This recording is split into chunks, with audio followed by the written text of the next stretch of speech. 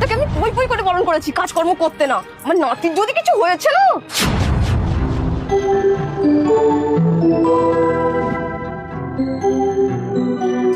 এ নাও বৌমা, হরলিক্সটা এবার খেয়ে নাও। না মা, আমি হরলিক্স খাবো না, আমার খুব গা গোলাচ্ছে। না খেলে চলবে নাকি? এটা আমি তোমাকে খেতে দিচ্ছি না, এটা আমি আমার নাতিকে খেতে দিচ্ছি। আর তুমি যত ভালো মন্দ খাবে, আমার নাতি তত পুষ্টি পাবে। খেয়ে নাও বলছি। আমার নাতির যদি কিছু হয়েছে, আমার পাড়া ঘোরাটা এবার বন্ধ করতে হবে, না হলে আমার বৌমা যা 1 সেকেন্ড ফাঁকা পেলেই কাজকর্ম শুরু করে দেয়। হাই হাই গো, তোমাকে কতবার বারণ করছি কাজকর্ম করতে না। আমার নাতির যদি কিছু হয়, তুমি কি এটা বোঝো না? তুমি কষ্ট পেলে আমার নাতি কষ্ট পাবে। যাও ঘরে গিয়ে রেস্ট নাও। আচ্ছা মা, আপনি কি করে জানলেন আমার পেটে মেয়ে সন্তান আছে না ছেলে সন্তান আছে?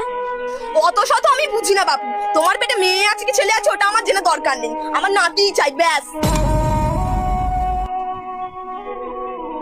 আরে বেআই মশাই, আপনি এসেছেন ভালোই করেছেন। আপনার মেয়েকে একটু বোঝান, ও যেভাবে চলাফেরা করছে আমার নাতির তো ক্ষতি হয়ে যাবে। দিদি, একটা কথা বলবো। আপনি যে এত নাতি নাতি করছেন, আমার মেয়ে যদি কন্যা সন্তান জন্ম দেয় তাহলে আপনি কি করবেন? ওরে বাবুরে, দেখছি বাপ বেটির তো একই বলি। না না না না না, আমার নাতিই চাই ব্যাস। দিদি, আমার একটা প্রশ্নের উত্তর দিন তো। আচ্ছা, আপনার সংসারের কাজকর্ম কে করে? আপনি করেন নাকি দাদা করেন? কেন আমিই করি? আচ্ছা, আপনাদের তুলসী তলায় সন্ধ্যাবাতি কে দেয়? আপনি দেন নাকি আপনার স্বামী দেয়? কেন আমিই দিই, না হলে আমার বৌমা দেয়। আপনার ঘরে রান্না বান্না, বাসন মাজা, কাপড় কাচা, ঘর মোছা এগুলো কে করে? আপনি করেন নাকি আপনার স্বামী করে নাকি আপনার ছেলে করে? কেন ওরা করতে যাবে কেন? ওরা তো পুরুষ মানুষ, আমরাই করি।